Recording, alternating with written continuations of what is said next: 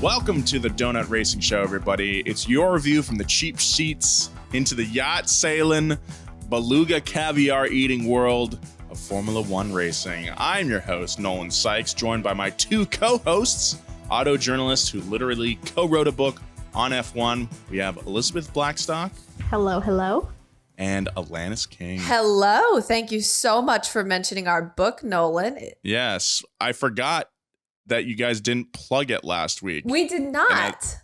So go ahead and plug the book. Oh my goodness. Okay, so our book is about the Rich Energy Haas Formula One team, which if you watched Formula One in 2019, or even if you didn't, you might have heard about this weird sponsor no one had ever heard of, ever. And they had about $700 in the bank, and they somehow inked a $20 million Formula One sponsorship deal. That's unreal. It went about as you expect, and we are going to detail it all in this book that is going to release in a couple of months. I love it. You guys have been working on that for a long time, and I'm really looking forward to it. I still need to pre-order my copy. Which you can do by going to richenergybook.com. It'll take you to a link to McFarland, which is our publisher. Currently, this is only for the United States. So if you are an international human being, hold on a second. We got you coming. So this week, the Hungarian Grand Prix. That's right. Wow, that was certainly a thing, wasn't it? That was a race, if I've ever seen a race. It was actually less of a race and more of a who cannot implode on themselves. And the answer is not Ferrari, once again. Yeah, I don't even know where to begin with this week's episode. Like, there's so much happening both in the news and on track at the race this week on Sunday. I'm so pissed at Ferrari, not because I'm a Ferrari fan. I'm not even surprised, really, but they are making my job harder because last episode we talked about the French Grand Prix where Ferrari fell apart. How am I supposed to differentiate this episode from last week's episode? That's the thing. It's like you have people screaming from the rafters about how you're a Ferrari hater. And it's like, what am I supposed to do? Like last week, the episode was about Ferrari, obviously, because Ferrari just screwed everything up. And then we get to the race this week and Ferrari screws everything up again. Same story. Different methods of screwing it up, but still the same outcome.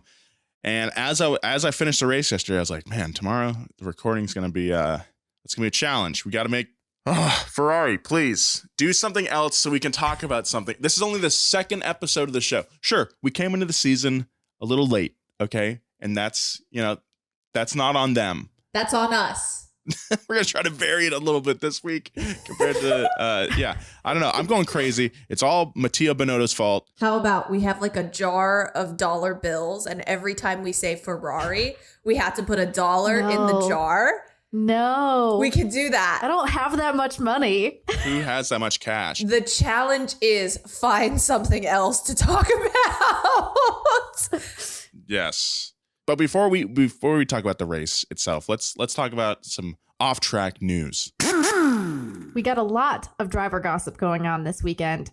Sebastian Vettel, the 4-time world champion, one of the paddock favorites, is retiring. He is finally doing it. And Fernando Alonso, of all people, is taking his place.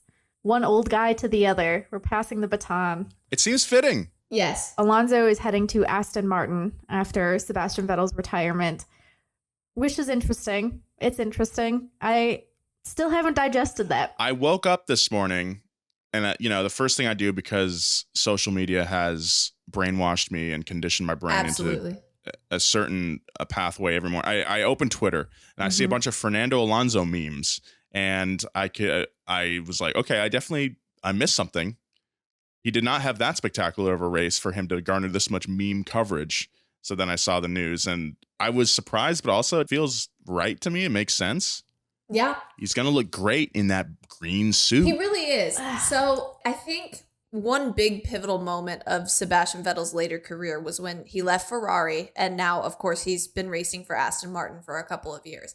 And Aston Martin is not a team that goes and wins races. And they've actually gotten a little worse this year. They haven't been very good this year. But Sebastian has been stealing the spotlight in just talking about human rights issues and climate issues and stuff like that. And he's been a very welcome voice in talking about these things very loudly on the grid, him and Lewis Hamilton. And it's very sad for me to lose about 50% of our human rights campaign on the grid after this season. Maybe Sebastian has the carte blanche and the clout to be able to talk about these things later in his career because, some of these younger drivers might be afraid of alienating people, which is, it's not even a position they should be in the first place. So I'm looking forward to seeing who is going to pick up the slack with him off the grid. I read something very interesting. This was a tweet from auto journalist Greg Cable. On July 15th, Aston Martin actually did a deal with some sort of Saudi investment with Aramco. It was a £200 million deal. Ooh. And about 2 weeks later, Vettel announced his retirement, which was it was really, I don't know if there's a connection here, but it was really interesting timing to have a driver who's very open about human rights issues and he's been talking a lot about how he feels complex emotions about racing during an era of climate change. So I don't know if that was necessarily a contributing factor, but it was definitely interesting to see the timing on that one. Yeah. That is interesting. The timing is interesting. And, as sad as I am about seeing Sebastian Vettel retire, I'm very happy that he's doing what he wants to do. And I do think Mick Schumacher, who kind of views Sebastian Vettel as a mentor, I think Mick Schumacher, even though he's young, he does have that clout that comes with his father being a 7-time champion. And Mick Schumacher has been in his own little corner with the Haas team, really kind of vocal about human rights as well. Like he wears pride shirts and things like that to the racetrack. And it's nice to see someone younger doing that. Yeah, I can totally see Mick taking up that mantle. That's our guy, Mick. That's a Let's go, good point, Mick. Alanis, Let's go, Mick. That's our guy. So it was, I can't remember when it was, but it was about a week ago. I got really excited because everybody on the internet is like, Sebastian Vettel joined the internet, because Sebastian Vettel's longtime thing is that Sebastian Vettel is not on social media. And I'm like, where is this man on Twitter? And he's not on Twitter. And so I go check Instagram and he's on Instagram. And I'm like, this is the best thing in the world. And then 12 hours later, I wake up and his first post is, peace out, I'm retiring from Formula One. And I was like, are you kidding me? Not even just that. It was like a black and white, just him on a stool. And it was a long post for an Instagram reel. I'm sure you got some good revenue off that. Long watch time. That's some good CPM right there. Mark Zuckerberg probably threw him like $100 at least. $100, man. That's, Ooh. So, yeah, very dramatic exit. But also Fernando, I think, is going to do, he's going to do his thing over there. I think having a guy like Fernando at Aston Martin, not that Sebastian Vettel didn't bring experience, because of course he did. But Fernando, I think, brings a certain kind of rage, burbling rage that this team needs, Fernando likes to he's pretty calm under composure, but you can just see the seething heat under his eyes, behind that visor. You just know he's pissed. He's bringing it. One of my favorite things about Fernando is that one time I wrote a story for Jalopnik, because I used to write a lot of car blogs for Jalopnik. And I made a joke about Fernando Alonso Instagramming kittens. Okay. And before this man he'd posted his cat once on Instagram, an adult cat. He had never Instagrammed a pile of kittens. Okay. I make this joke in this Jalopnik story, and about 40 minutes later, there is a post on Fernando Alonso's Instagram of him holding a bunch of kittens in both arms, and I have never seen those kittens since. I think he was messing with me. I think he's playing mind games specifically with you. Well, I think that's what we call a parasocial relationship in this new social media age. Would you say that this was a mind freak? This was a mind freak. Chris Angel, mind freak. Nolan's like, what? Nolan missed the part where I made a bet with a NASCAR driver to say mind freak on a broadcast one time, and he did, and it was beautiful. Mind freak. That's great. Thank you. Any other driver gossip we got going on? Oh, we've got lots. We actually have quite a bit. Daniel Ricciardo of McLaren, we've had plenty of rumors that he's staying with the team or leaving the team. He claims currently that he is sticking with McLaren. He actually has a contract that will last through the 2023 season, but a lot of people are thinking he might get bought out of that or have that somehow canceled due to performance.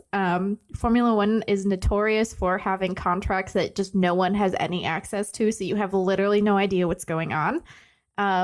There are a lot of IndyCar drivers that are like vying for this single seat in the McLaren Formula One team, which is very funny. It's a lot. Is it possible that McLaren sends Danny to IndyCar and brings up one of their IndyCar drivers to Formula One? No, absolutely not. No, you don't think so? Daniel Ricciardo has explicitly stated many times he won't race an oval. And I wrote about this in detail. I parsed out every possible career move that Daniel Ricciardo could make.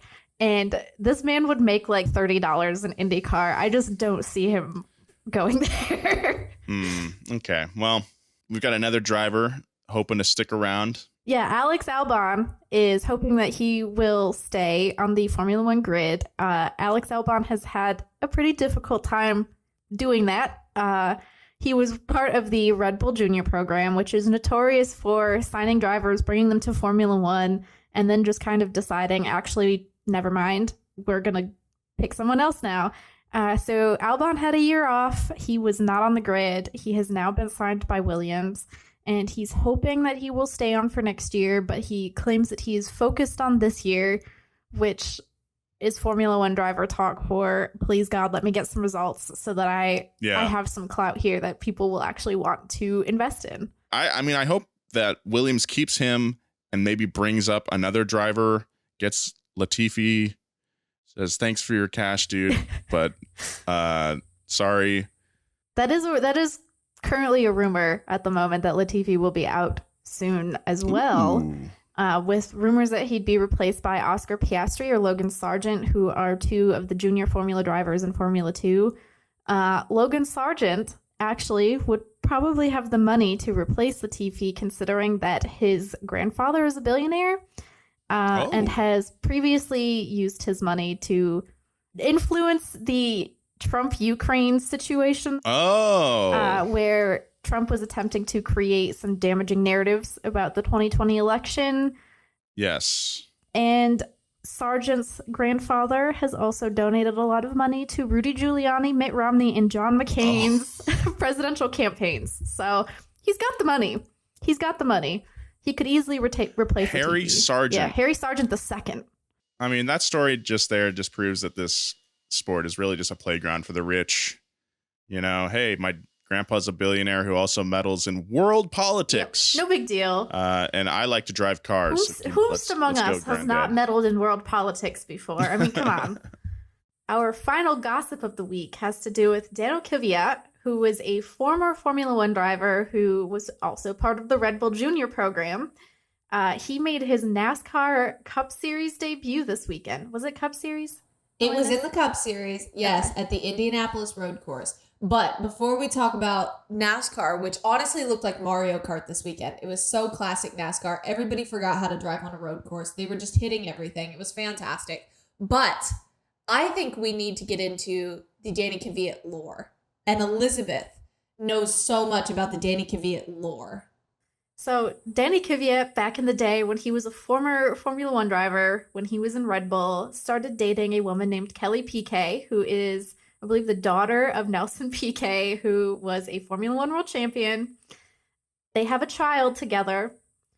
It was that child's third birthday this weekend. Daniel Kvyat was not there because he was racing NASCAR, but you know who was there? Current Formula One driver Max Verstappen, who is now dating Kelly Piquet.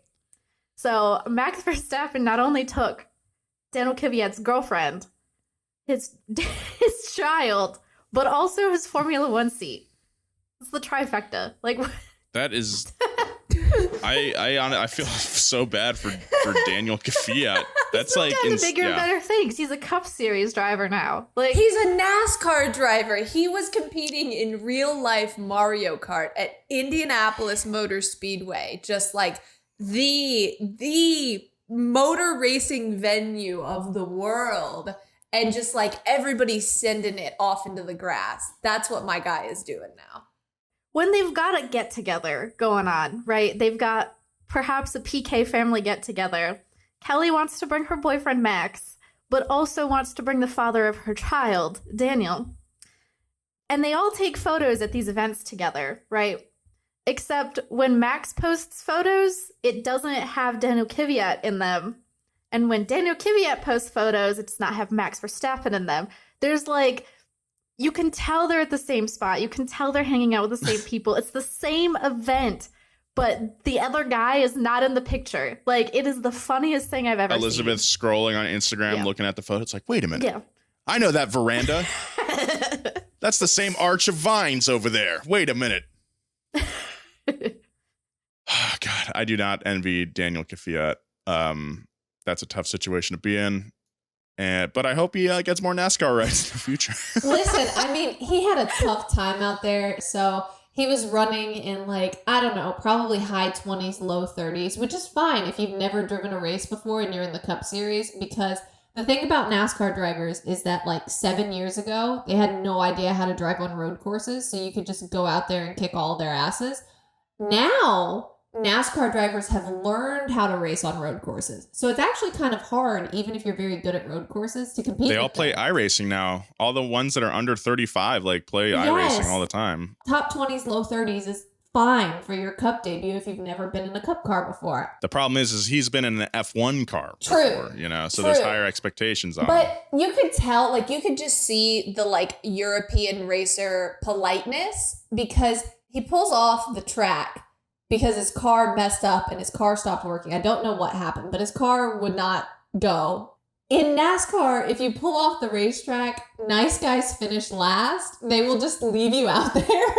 And so they left this poor man just sitting out there in the heat for like 6 laps. And I think something was wrong with the cooling unit in his car. So he's just sitting out there cooking. Oh my God. Because he was polite. In NASCAR, you have to misbehave. And he didn't. So he just sat on the side of the track and cooked for like 6 laps. Well, you win some, you lose some. You sure do. So, in terms of just like general F1 news, not driver gossip, in terms of general news, Porsche is set to buy a 50% stake in Red Bull.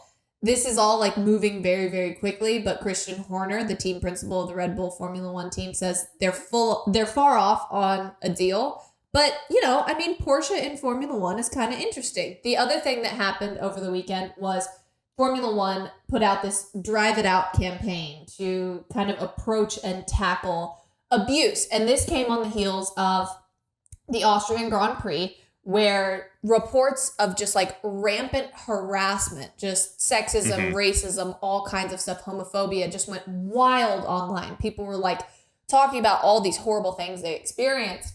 And so this at the race, right? At the Austrian Grand Prix, yeah. And Formula One, a couple weeks later, releases this Drive It Out campaign, and basically the campaign is just a video of everyone saying like, we will not allow you to abuse people and say mean things online or in person. And I found this campaign really interesting as someone who actually reported in depth on what happened at the Austrian Grand Prix. I actually talked to a lot of women who were at the races and asked what happened basically.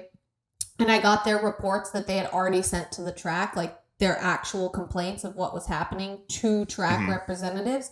And I mean, these women were showing me what they sent, and they sent the track and they said, this one woman wouldn't let someone sit by her because she didn't want to sit next to a Chinese person. These people were yelling slurs at a young black boy. People were making really, really horrible comments to young teenage girls, like men who could be their fathers. And then, people were shaking our camper in the campgrounds, yelling at us to come out. It was so bad listening to all these women talk. And, I talked to a Dutch woman on Zoom about this.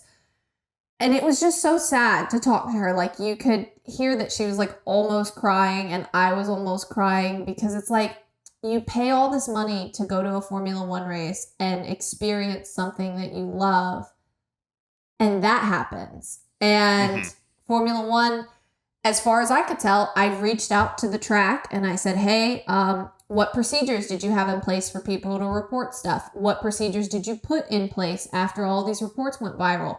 Also, a lot of the complaints I got were saying, like, it was Dutchmen doing a lot of this stuff, and the security struggled to contain it because they couldn't actually understand Dutch because they were in Austria. And I was like, do you make it a point to hire Dutch-speaking security? The track never responded. And so it's really unfortunate when you see these like campaigns, like, we will not accept abuse and we're going to do better.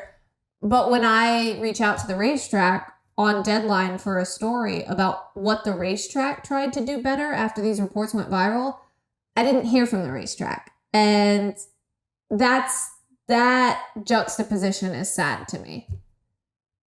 You know, like you mentioned that it was like Dutch fans. So like, oh, it's exclusively like Max Verstappen fans, right? Like a lot of people were doing saying this sort of that. thing. That's a lot of people were saying a lot of people saying that. Yeah.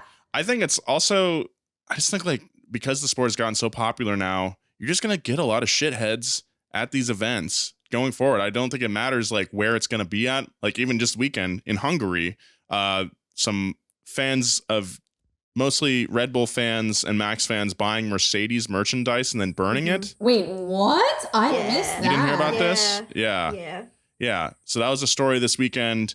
Max made a statement on it saying he did not, obviously he was like horrified by it. He said, but we just have shitheads all over the world that are going to show up to these races and do shithead things. This isn't anything new either, because I talked about my experience. I went to the Austrian Grand Prix in 2015, and there were not many Max Verstappen fans because that was his first year in Formula One, but there were still a lot of men, especially, who were just bad. They were just rude. I went with a group of people who identified as women, and no one felt safe going to the bathroom alone. So it's just one of those things of like, this is a longstanding problem that has only gotten worse.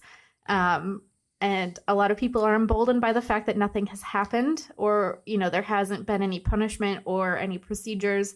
So Formula One coming out with this campaign, kind of a good thing. Also, they hesitated to explicitly name any of the problems that were going on. They just kind of had that general catch-all term abuse, which is it's frustrating because it's like, you're not saying that this is racist, sexist, homophobic. Yes. You're just saying, you know, it's very vague. It's too vague to do anything about. Yes. That's always been my problem with Formula One messaging is it's just way too vague. Yeah. It steps around it. Like, you're not going to solve any problems by being if you can't say the words that you are trying to combat, you are not doing anything.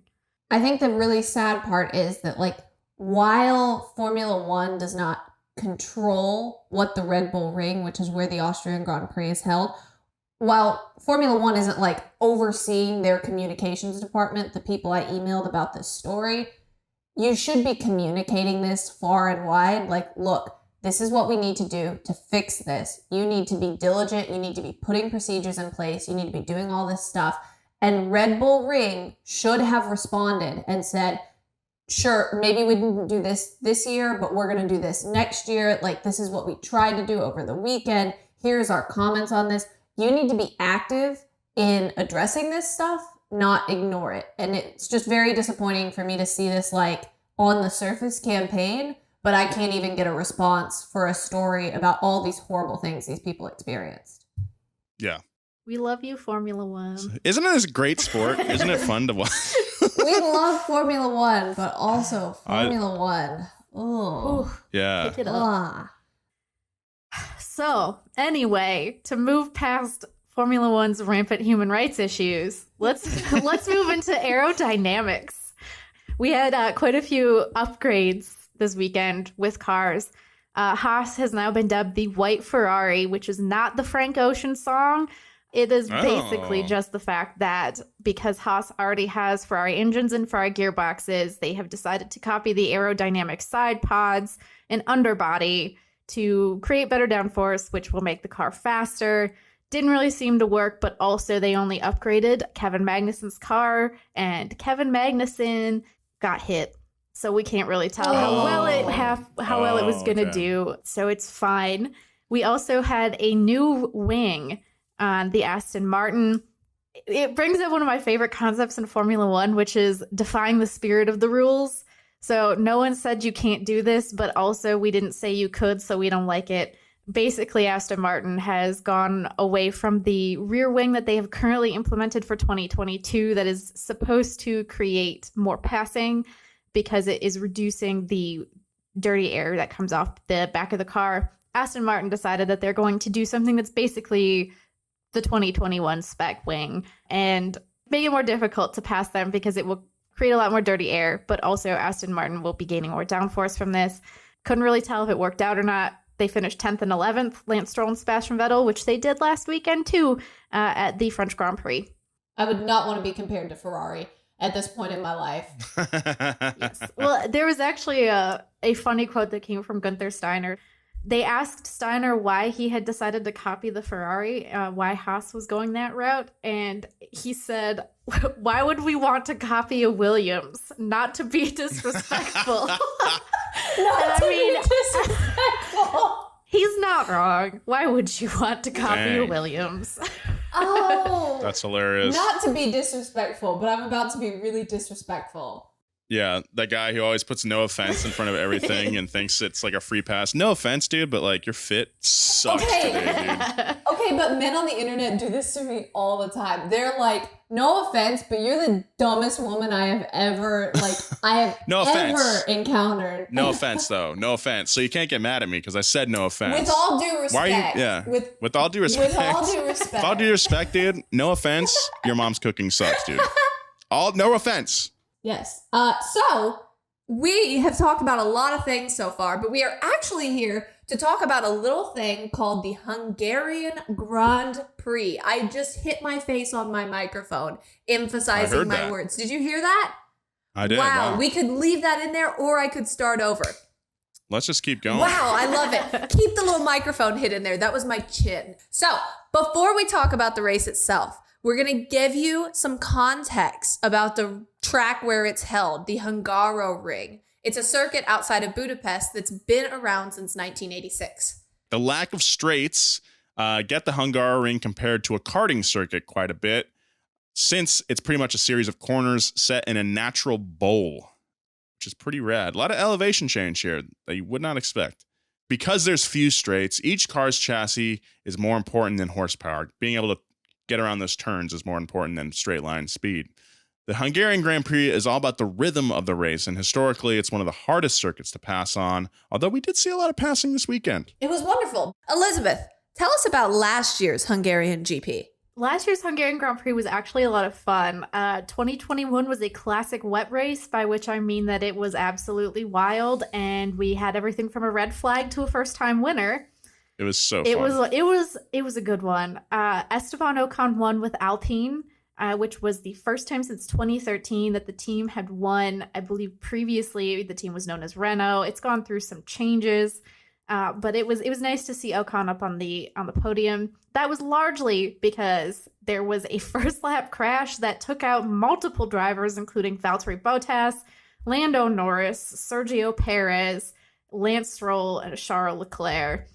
And then Nikita Mazepin also got hit. That was what's caused. But that didn't matter too much. Yeah, that didn't change. That didn't change the fact that Ocon got on podium. It's fine. It was a lot of fun. We even had a post-race disqualification when Aston Martin's Sebastian Vettel finished second, and they took that away from him. Yeah. That was such a good race. So really had my expectations pretty high this weekend for kind of another thriller in Budapest. Unfortunately, it's not exactly what we got. We got a pretty good race, I would say, this week. And I think it was better than France. But man, I mean, last year's race really set a super high watermark. Going into this race, the stakes were high, especially for Ferrari's Charles Leclerc, who DNF'd in Hungary last year.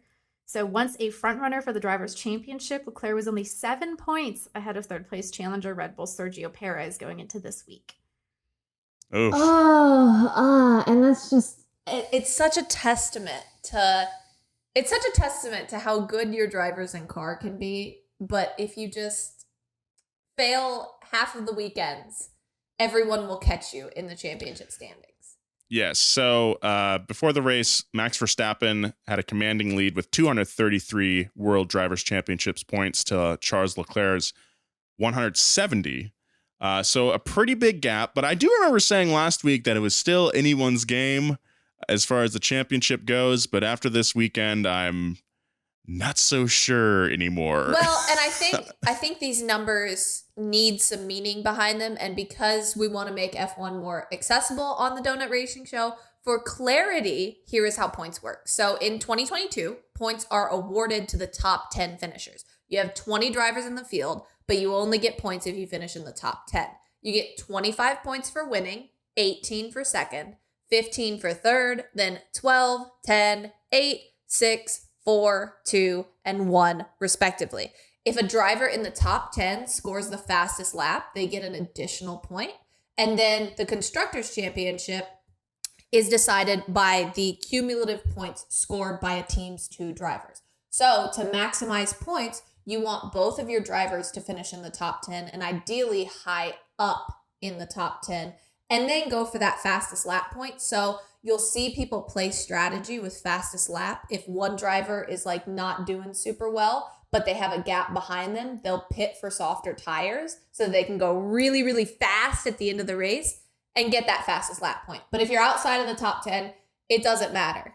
Speaking of constructors, the stakes were high for Leclerc's team Ferrari, who were trailing 82 points behind Red Bull in the Constructors' Championship going into Hungary. But Ferrari was only 44 points ahead of Mercedes in third place. I think this is it's, again, such a testament to this season. Red Bull has been really good. They've had a couple of issues. They've had a couple of reliability issues. Ferrari has been really fast, but had many more reliability issues. And Mercedes has kind of just been like riding a bicycle back there. Like, it's not going super fast, but it's also not braking. And so they're sticking around somehow, even if the car is not that great. Yeah, consistency has been the name of the game for Mercedes. Yeah, and when you think about the top 3, you also have to think about the best of the rest, which now means that, going into this race weekend, there was a huge gap between Mercedes in third and Alpine in fourth. It was 177 points. But Alpine, oh wow, yeah, it's big. There's obviously a hierarchy here. But Alpine was still, doing battle with McLaren for that best of the rest title. McLaren was only 4 points behind Alpine going into the weekend, which meant that this could get pretty spicy. And again, when you are, where you finish in the Constructors' Championship determines how much prize money you get at the end of the season. So you want to be as high up as possible in those finishing orders, even if you're not going to be third place like Mercedes. Fourth place is still a lot more money than fifth. It's probably a huge boost to morale, too. You want to be able to knock on the door of the big 3, Like, if you finish out the season in fourth place, I feel mentally your team's going to be in much better position than fifth place. Just with that, even if you're, off the podium, as it were, like, it still gives you that glimmer of hope that you can maybe start to take on the biggest teams. And speaking of glimmers of hope, what a qualifying session for the Hungarian Grand Prix. Like, I was not expecting this at all. So George Russell is on pole. It's Mercedes' first pole this season, which is so wild, coming off of a season where they challenged so hard for the title.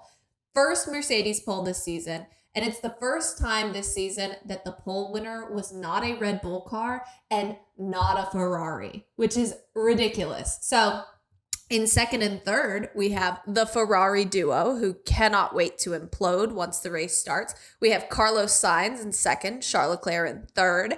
And then the Red Bull team certainly had a qualifying session. Like, they certainly went out there and did some laps, but it did not go very well. Max Verstappen lost power in Q3 and qualified 10th. And Sergio Perez didn't even make it to Q3. So in Formula One qualifying, you start with all 20 cars.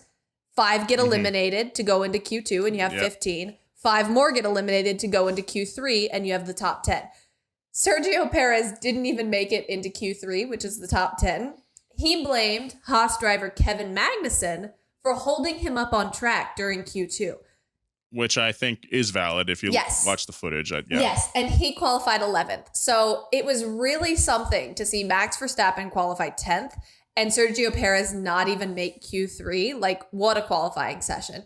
There were also other teams out there in qualifying, and we should talk about them. So AlphaTauri, which is Red Bull's junior team, neither of their drivers made out of Q1. That was really sad for them. Lando Norris from McLaren had a really good qualifying session. He qualified 4th. It was good. Nicholas Latifi from Williams. You could say that this man is arguably the most consistent person on the grid, being at the back of it. But if you only looked at the results from qualifying in Hungary, which was Nicholas Latifi qualifying 20th, you'd have no idea what happened over the weekend because it just does not tell the whole story. So the modern Williams race car, it's kind of a dud. But Nicholas Latifi was fastest in final practice in wet conditions, which was the first time he'd topped the practice charts in his career. He was on a really good qualifying run in Q1 where we have all 20 drivers still, but he lost it all near the end of the lap. And when he got out of the car in last, Autosport quoted him as saying, I mean, that's literal hero to zero. And I'm just like, you poor man. You go from the top of the charts in practice, which no one expected. Everyone is tweeting the Nicholas Goatifi meme, which is Nicholas Latifi and his shadow is a goat. Everyone's tweeting it. And then he qualifies last. Yeah, I think if they had a qualifying session in the wet, I don't think that Latifi would have done as well as he did in practice. I mean, you're still sharing the track with Lewis Hamilton and Max Verstappen, two of the best like wet weather drivers of the era. And the purpose of a practice session is to prepare for either qualifying or the race, depending on which you want to prioritize. It was a wet session. All forecasts were saying that there was probably not going to be rain significantly during qualifying or the race. There is a chance that perhaps those drivers like Max Verstappen or Lewis Hamilton were not pushing very hard in the final practice. These are details. Details. These are details. And you know who doesn't care about that? Nicholas Goatifi. Who cares about the details? My man topped practice. And you're trying to discount it, and I do not appreciate it. I'm trying to contextualize it. Stop using context. We don't want context. No context, just vibes. We just vibes, just yay, Nicholas Latifi. No context. Thank you. Fine. I know that everyone's having fun with Nicholas Latifi. His results speak for themselves. We'll put it at that. But it'd be so weird to be in his position. You know that you're the slowest on track, but people are making these memes about you being the GOAT. Like, I would want to know what he thinks of all that, you know? Does he feel like he's letting people down? You know, I talked to Nicholas Latifi. I interviewed him a few months ago. And my man, he's just like, he's kind of a silly, goofy guy. He's just like chilling, right? Like, he's Canadian. Yeah, he's just chilling. My favorite Nicholas Latifi story, I went to Miami to cover the Grand Prix there, and in the airport, I walked by Nicholas Latifi very animatedly discussing Guitar Hero with one of his mechanics who apparently, like, no idea. The look on his face was just blank. Like, what is this guy talking about? Nicholas Latifi's got, like, the whole body into it. Like, he is going on about it. And I think that was my biggest contribution to Formula One lore because I tweeted about it. And Williams decided to make memes out of it and then have him play Guitar Hero. Wow. He's a GOAT just for that. All right, well, let's talk about the race itself. Overall, story of the week for me, again, as I laid out at the top of the show, it's Ferrari messing it up. Nolan, what does Ferrari need to do? What is our hot take? Well, obviously, they need to pick it up. They need to pick it up. They need to pick it up. But, like, it wasn't even like, okay, sure, neither of their drivers crashed this week. Great. Their car didn't break down this week. Great. We've eliminated variables. There was a pretty decent weather. Great. Nothing that crazy went down this weekend. So their downfall was themselves. The thing that was themselves. And that makes it worse. That makes it worse. And I don't know why I'm getting so passionate about this. Like I said, not a big Ferrari fan, you know, not one of those like legacy Schumacher fans that grew up watching the greatest in the red car. But I'm like insulted. You hate to see people screw it up that bad, like actively choose to make poor decisions. And that is largely what Ferrari's strategists have done this season. It's unbelievable. Ferrari could have done this, okay? They could have won. The whole race, I was thinking about the Red Bulls and how bad qualifying went for them and how Max lost power. That was like kind of like the engine issue was like the pendulum swinging down on the race this whole time I was watching it. I was like, okay, Max is doing well. Sergio's getting places, but when are we going to get that radio message of lost power? I thought the whole time it was coming. I bet Mattia Binotto too was like, it's going to happen. Maybe they were betting on that.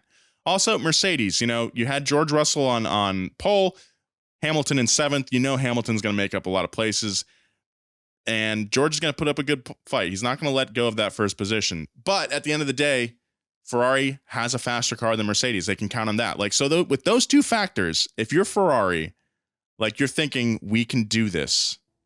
And I was thinking, foolishly, that they could do this as well. The problem with Ferrari is that Ferrari needs to just not think, because when Ferrari thinks, bad things happen, right? So just don't think. But yeah, I mean, so we had a really good, this was looking to be a Ferrari weekend because Red Bull's issues in qualifying, Max Verstappen and Sergio Perez are back in 10th and 11th. Turns out, Sergio goes from 11th to 5th. He finishes 5th. Max Verstappen goes from 10th to win, despite doing a full 360 spin in the middle of the race and then righting himself and driving off from the spin. He still wins the thing. Mercedes, you know, they don't have quite the speed of everybody else, but they're getting there. They're getting better. George Russell, and he starts on pole. He ends up finishing 3rd. Lewis Hamilton comes from 7th to 2nd, right? Like, good deal for them. But all of this was aided by Ferrari just Ferrarying. So this starts with Ferrari's doing fine. They're out near the front, in the front. They're up there, okay? And you start to, as the race is going on, people are putting on the hard compound tires. And I want to ask my co-hosts if they would like to talk about tire lore in Formula One. No, we do not. The tire lore is too complex. It's too much. But that's the joy of it. That's the joy of it, Elizabeth. It's the pain of it. Let me talk about the hyper softs and like the ultra The softs. super hards. Spin a yarn. I'll tie it back into where it needs to be. I've got this. I'm spinning a yarn. Okay, so end of 2018, we start to see these reports that starting in 2019, Pirelli is going to simplify its tires. Pirelli has all these tire compounds, right? We have the hard, the medium, the soft, the super soft, the ultra soft, the hyper soft. We've got all of this stuff and nobody knows what's going on. And so Formula One decided we're going to make this more simple. Every race, you show up with 3 dry weather compounds, 1 intermediate, which is in between dry track and wet track, and 1 rain tire. And these dry weather compounds, the 3 we pick, no matter which compound it is, we're just going to rank them from soft to hard among the ones we picked. So the softest one, whatever it is a soft tire. The medium one is the medium tire, and the hard one is the hard tire. Now, tires in racing, softer tires are faster, but they degrade faster. Harder tires are not as good, but they last longer. Teams are putting on the hard tire, hoping to go longer stints with these tires on, therefore not having to make pit stops and waste time on pit stops. But all the teams on the hard tire are like, this is the worst thing I've ever done. I hate these hard tires. They're the worst thing in the world. And we're learning as the race goes on that the hard tires are bad. And that's in part because hard tires on a cooler track are very slippery. It takes a lot more time to get heat into them, which is what you want. Heat creates the grip of the tire. And it was a cooler track condition. We've had some really historically hot races in Budapest. This was not one of them. It was cool and it was a little bit damp. There were a couple times where rain came down. The softer tire warms up a lot faster. It will adhere better to the track, especially in those kind of sort of damp conditions where it's not quite enough to move up to an intermediate compound tire. So when they go onto these hards, it was like, yeah, that's probably a bad idea. Yeah, I think it was Alpine put them on first, maybe. McLaren definitely put them on. A lot of the mid-pack teams put them on to try to, capitalize. They rolled the dice. It didn't work out. And this was like an established thing. This happened, like, I think Alpine put hards on, I want to say, like lap 30 or something, relatively early in the race, and it was apparent that it wasn't working. McLaren followed suit. So by the time that Ferrari decides to put them on their car, it should have been an established, like, it should have been known to them. This is the thing. Ferrari pitted twice. If you put on a hard tire, you generally want to only put that tire on to have one single pit stop. What? They pitted and they put on mediums and then hards. They put on hards for the last bit of the race when you want to be the fastest. I don't understand what they were doing. Every week before the race, Pirelli puts out different strategies for the tires. They put out alternate strategies. They put out, here's what we think's quickest based on all this historical data, current track conditions, current cars. And Pirelli will put out generally four different strategies. Medium, hard was not one of the strategies. It was not recommended by Pirelli. Common sense would probably dictate that it's not recommended at all, and you shouldn't have to, experiment. Yeah, I can't think of a race where you would do that. There's never been an opportunity where that has happened. Let's hear it from the man himself. This is from Formula1.com. Mattia Binotto, team principal Ferrari, said, quote, "Based on our data and our analysis, we knew the hard was not as fast as the medium, but it could have been as fast 11 laps into the stint. Yes, it didn't work, and we would not have fitted them had we known they would be as bad." You did know the other teams had the tires on, and they were like, "This is the worst thing I've ever done. This is like, but they're not Ferrari. This is like Those weren't walking Ferraris. on needles. This is the worst thing we've ever done." Those cars don't count, Alanis. This At is this Ferrari. point, I think Ferrari should just stop being Ferrari. Like, I think Just they need stop. to take a breather. Like, reevaluate your life. What are you doing? Become Hyundai or something. Kia, I don't know. Like, just rebrand, redo everything. Like, let's forget it. Let's get rid of the red. Let's just get rid of all of it. Let's go home. Let's go home, which Mattia Binotto did do. The problem was, it just, like, to your point, Liz, about the weather, it just wasn't warm enough for those hards to heat up, to turn on at all. Had it been a little warmer, I think this is like one of those classic Ferrari strategy decisions where they came out looking like massive idiots, but had it worked out, had it been a little warmer and those tires turned on, it would have looked pretty damn clever.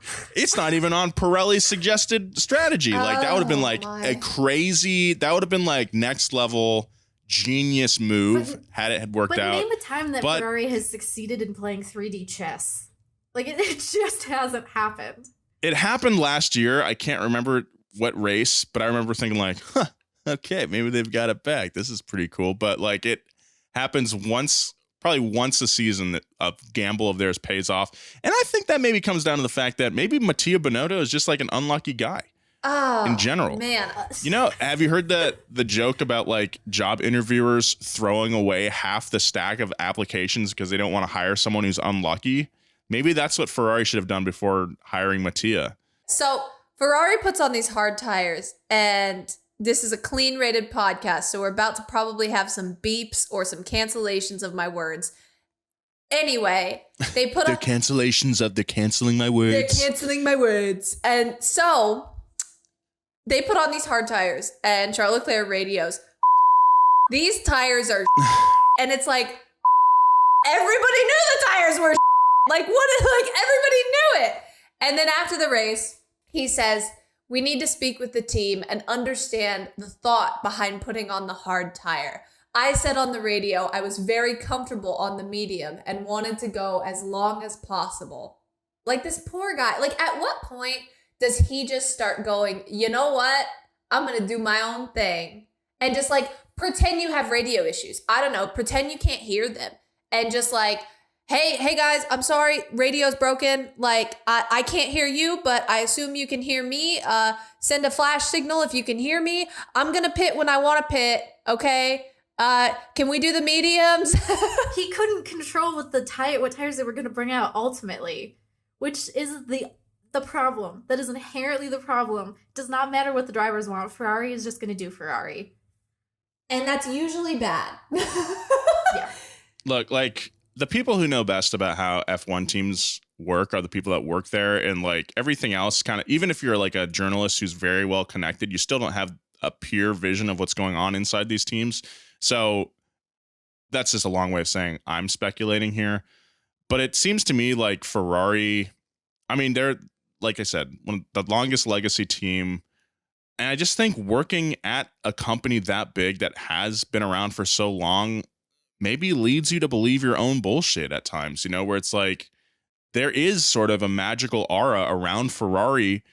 Maybe you do believe that like it can protect you and make things work out for you. Like they have main character syndrome over there at Ferrari. It's like you have two of the best drivers in the world. You work for one of the biggest brands. Instead of like actually drilling down and looking at why you make the decisions you do and trying to figure out who's making those decisions, they just think that some sort of magical force is going to protect them. That's what it feels like to me. It's also the conundrum of like, why do drivers keep going there during these eras where Ferrari is just bad?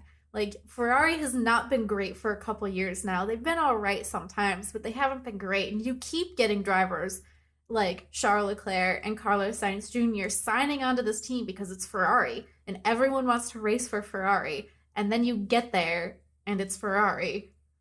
You know what? I'm going to be real with you. I'd do the same thing. So, personally, I've seen a lot of conspiracy theories that Mattia Binotto is being paid by Christian Horner to sabotage Ferrari. And I think that's a wonderful conspiracy theory. And I just want to put my name in the hat that if Christian Horner wants me to sabotage anything, I'm around. I have Venmo. Hit me up. I don't think that he's being paid by Christian Horner. I don't think Horner has the fortune to do that sort of thing. But bro, his lady friend is a Spice Girl.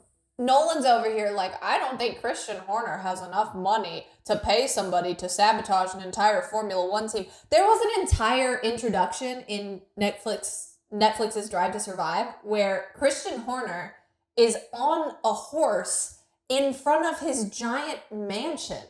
I think this guy could afford it. This is not the podcast I signed up to be on. This podcast is sponsored now by Christian Horner. That's the thing. Christian, if you want to turn this podcast into Red Bull and Friends, you know where to find me, my guy.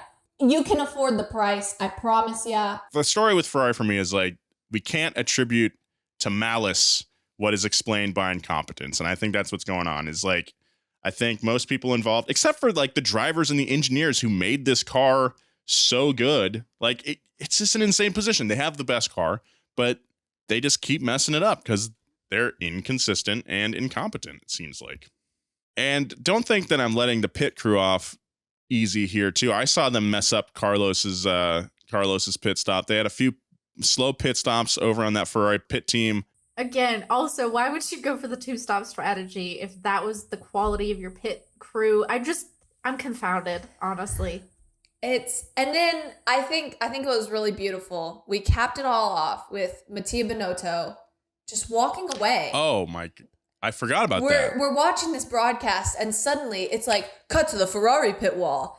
And Mattia Binotto is just leaving somewhere. He literally left. He left. He left. He goes to the RV behind the pit facilities. Honestly, I can relate, dude. Like when we were shooting Hilo season 2 with the Tacomas, we were building the front bash bar for the Tacoma, like a push bar. And I'm really bad at math. And I just could not get the angles right for what I needed the tubing to be. And I got really frustrated. You know, things were going badly. It was my fault because my own incompetence with math. And I had to leave. I left the garage and I sat outside and, brought back a lot of feelings that I thought I had resolved. Ouch. So maybe Mattia was feeling the same thing. Ouch. That hurts, Nolan. You just got to remove, when you know that, like, you're the problem. You gotta maybe go. it is, like, you got to remove yourself from the situation before you say something you might regret. Listen, so I think that's what Mattia did. you got to pick it up and you got to leave, right? Just pick it up and go. Pick yourself up and get out of there. Get out of there. Man. So I don't know much more we can talk about Ferrari. Like, Leclerc ended up finishing in 6th place with Sainz in 4th. Leclerc was in prime position to win, and he had it really taken away from him by his own team with that stupid call. I can't believe it. I don't know how much Charles has left in him. Like, that poor guy. They're crushing his soul over there. Yeah. That poor guy. I have to, like, I wonder what he's doing right now. Like, if I could just know what that man is doing right now, I bet he's so sad. But I think our entire race was summed up by Mattia Binotto saying, our car was not as expected. It was not behaving well. My guy, you should have watched the race. You shouldn't have walked away. You should have watched what was going on. I don't think it was your car. Carlos Sainz said, we clearly struggled as a team. Yeah, that's sure did. Accurate. Sure did. I can't argue. And after the race, there was this video that was going around online from the cool down room of the podium finishers. And our podium reminder was Max Verstappen in 1st, Lewis Hamilton in 2nd, and George Russell in 3rd. So they're all, after the race, in the cool down room, doing their chatting, talking to each other. And Lewis just looks at everybody, looks at the group and says, they were on the hards? And Max and George both turn to Lewis and they make this face and they go, yeah. Everybody just laughs. And it was so sad. And I think that's a really good summary of what happened over the weekend. Yeah. Pretty embarrassing for everyone involved over at Ferrari. It was funny. At the end of the race, they were saying like it was a surprise Verstappen victory. Like I think David Coulthard said that. I think Crofty said that. One of the announcers said that. And I was like, no, it wasn't. That didn't surprise. Like it did not surprise me at all. At this point, Max Verstappen could start dead last on the grid, and I would not be shocked that he won. And I hate that. I hate that he's so good. Lewis did that all the time. The past couple of years, like, and now that Red Bull has like one of the best cars, like it's totally possible. Never count out Max Verstappen. Oh, man. What a race. So, race results. Obviously, Max Verstappen in 1st, Lewis Hamilton in 2nd, George Russell in 3rd. And then we have some wonderful stats from the day. Yes. Lewis Hamilton had the fastest lap of the race, so he got his fastest lap point. But he also beat a 67-year-old record for the most laps led at a single venue in World Championship history. And this is one of the oldest records currently in the Grand Prix history. So he beat Bill Vukovic, who previously held this record. And Vukovic actually never competed in a Grand Prix that we would consider a Grand Prix. This is because back in the early, the beginning of Formula One's history, they included the Indy 500 as a Grand Prix. So no one went and raced that race. Like, nobody came from Europe to race it during this 10-year period from 1950 to 1960. So Bill Vukovic, because he was pretty dominant, he took that, technically he led the most laps of anyone previously at a World Championship race, even though it was not actually contested by people who were going for the ultimate World Championship. Wow. Yep. Well, I'm glad that Lewis is able to wash away a record held by technicality. I completely disagree. I completely disagree. I think setting records and doing things on technicalities is really beautiful. I consider everything is the best kind of correct. That's the thing. I consider everything I do in life to be a technicality, and if we're setting records while we're at it, I think that's great. And I'm not going to lie, Bill Vukovic probably would have continued to wash Lewis Hamilton out of the water had he not died. So, there's that.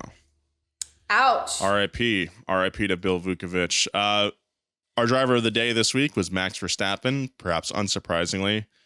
Mercedes, with Ferrari's huge up, Mercedes is closing the gap with Ferrari for second in the Constructors' Championship. Mercedes has 304 points. to Ferrari's 334. So I completely expect Mercedes to be second this year.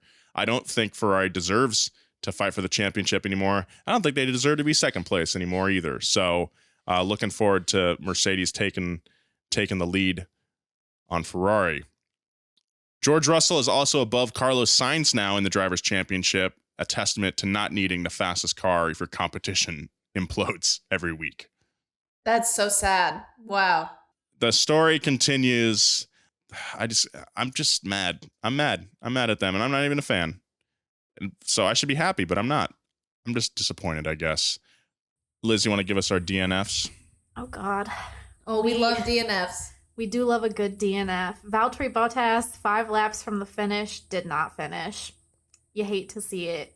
You really do hate to see it, but it gives him more time to plan take the his next clothes location, to take his clothes off and post a picture of his butt on Instagram. So happy for you, Valtteri. You got 5 extra laps to do that this week. We cannot wait.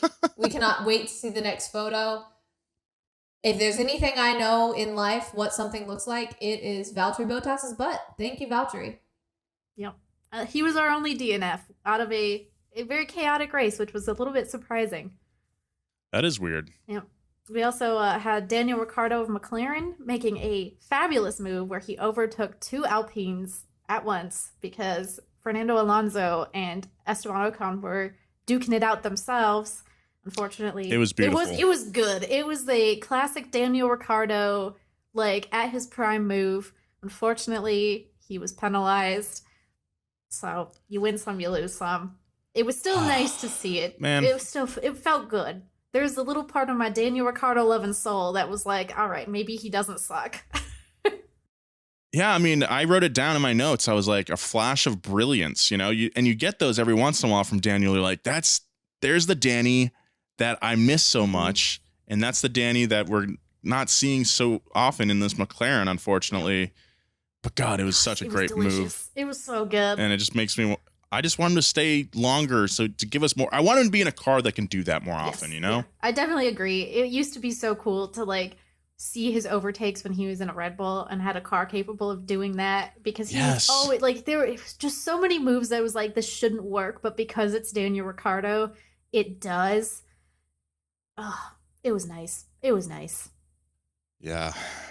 You know what? Do you know what I think it's time for? Our favorite segment. That's right. It's Boyfriend of the Week. All right, Boyfriend of the Week is our segment where we acknowledge who is the best. It can be anybody. It can be a driver. It can be a car. It could be a moment. That's kind of esoteric. A team lead or a Redditor or somebody online with a particularly hot take. You get the picture. Who is good enough to be our Boyfriend of the Week? Remember, this is middle school rules, so it's only for this week. Elizabeth, start us off. I'm going to go left field on this one, and I'm going to say my Boyfriend of the Week is Formula E, an electric racing series, because they decided to schedule all of their on-track sessions and their races to conflict exactly with Formula One, which I thought was really funny, and strange. I think it's great of them to not want to have fans. So they're my Boyfriend of the Week. I think that's really special. I think when you do something different, you just go way out there. You do something really different. You're like, I don't even want fans. Exactly. Look, yeah. I don't even want them. You're going to have to try so hard to be a fan of me. I think that's really wonderful. Good for them. I have a lot of respect for it. They're playing hard to get. It's, yes. We've all done it at some point. You know what? All the best boyfriends play real hard to get. Actually, all the worst ones do, but you still like them for some reason. Thank you, Formula E. That's why they're only the Boyfriend for the week. Exactly. Then we get rid of them. That's right. My choice is our guy, Mattia Binotto. Oh, wow. Because you know what?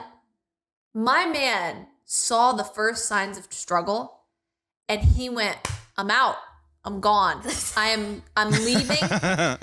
Get the cameras on me. I am going somewhere else. Sounds like all my other boyfriends. I know, right? And so, listen, I think in life, sometimes we have to admit when things are not going well and it's our fault and we need to give up and walk away. A lot of us stick around for too long. We just keep trying when we need to stop trying and we need to leave. And he left. Good for him. He did the thing he was supposed to do. He'll be back. He'll be back at the next race, but he stepped away, and I respect that. Thank you so much, Mattia Binotto. We did not miss you for those 5 laps you were gone. My boyfriend of the week is Reddit user Educational Regular 73, who wrote on the in the Donut Media subreddit a post titled "Nolan equals Russell fanboy?" ? Quote, "Nolan, man, love ya, but in the new DRS, you neglected to mention that Russell complained to his pit just as much, if not more, than Checo in France this year, especially after he dive bombed and made contact. I totally get that every driver complains, and it's to be expected, but you need to tell both sides. Otherwise, it seems like you're out here recruiting Mercedes fans." Which I guess you're totally within your right to do, but I can't bear the thought that the donut guys are Mercedes fans. All drivers are inferior to the Hoster plan anyway. The show is otherwise great, as always, from these guys. Thanks so much for finally making the Formula One podcast. I know it's been mentioned a lot. I'm not a Mercedes fan. I do root for Lewis, I will say, but I root for like everybody. I'm out here like Rob Lowe when he went to that football game and he wore the NFL hat. That's me. I'm wearing just an F1 hat. Oh my God. I love that. I want to go to a football game with an NFL hat on. Just no team, no loyalty. I'm here for the love of the game. That's me. I'm here for the love of the game. I'm here for the love of the race. And for you to call me out on my own subreddit as a Mercedes trying to recruit Mercedes fans. Look, I'm trying to recruit all fans out here. And you know what? That's why you're my boyfriend of the week, Educational Regular 73. So thank you very much. I am going to go to a car race with just a hat on it that says cars and just like it's cars or a NASCAR hat. I'm just here. I'm here for the love of the game. I'm not here to cheer on a fan. Like, that's incredible. Thank you so much, Educational Regular. And just thank you. Thank you for that. We appreciate you. So there we go. Those are our boyfriends of the week. Very good. You should just buy our trucks hat. Oh, wait. To take to the NASCAR trucks race, just a hat that says trucks. Just, yeah. Trucks. Yeah, I've got one.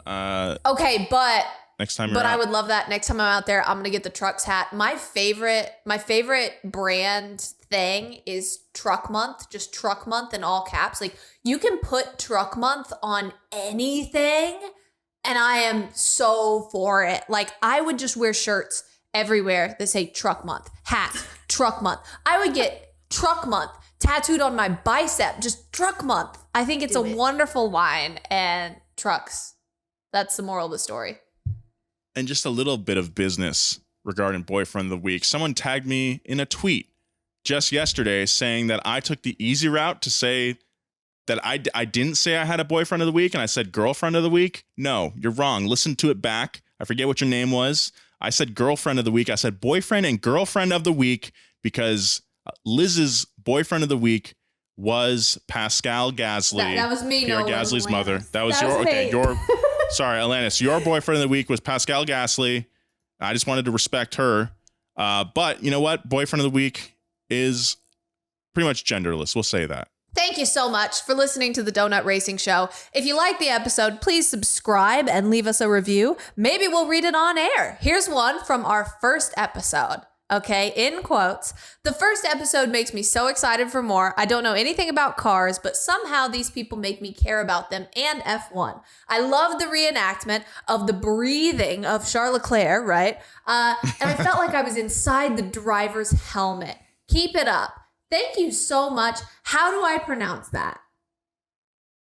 Giggle Gal Gadot. Thank you so much. We appreciate it. That's from Giggle Gal Gadot. Gal Gadot's listening to this show. I feel like she's busier than that, but that's insane. I see your tweets all the time. Thank you so much. We appreciate your support. I also, in case you missed the Charles Leclerc breathing, you can go back to the first episode and listen to us just go,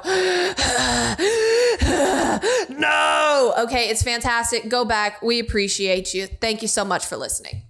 Yeah, we've all signed up for voice acting classes now, so we'll be hearing a lot more of that in the near future. Guys, Formula One is taking a 3-week summer break, so we are too. You know, what you want to do when you start a podcast is to have 2 episodes in a row and then completely switch up the schedule. But that's where the show goes, or that's how it goes, and we're just going to follow the F1 schedule for the rest of the year prospectively. So anytime there's a race weekend, we'll have an episode after that. But otherwise, pretty much just keeping it to that. Our next episode will air on Wednesday, August 31st after the Belgian Grand Prix. Tune in to find out what happened off the track over summer break and what we expect from the rest of this very exciting season. Will McLaren catch up to Alpine for best of the rest? Will Mercedes make a triumphant return to the winner's circle? Are Ferrari strategists handing a gift-wrapped Drivers' Championship to rival Max Verstappen? All that and more on the Donut Racing Show. If you're new to Donut Media, we have another podcast called Past Gas. It's a automotive history show. We tell stories about a bunch of different stuff in the car canon. We also have a YouTube channel. If you haven't subscribed to that yet, go ahead and do that. Check our videos out. Follow Alanis on Instagram and Twitter at Alanis N. King. And follow Liz at eliz_Blackstock on Twitter and Eliza Blackstock on Instagram. You can follow me at Nolan J. Sykes on both. Thank you very much for listening to the Donut Racing Show. Bye. Bye.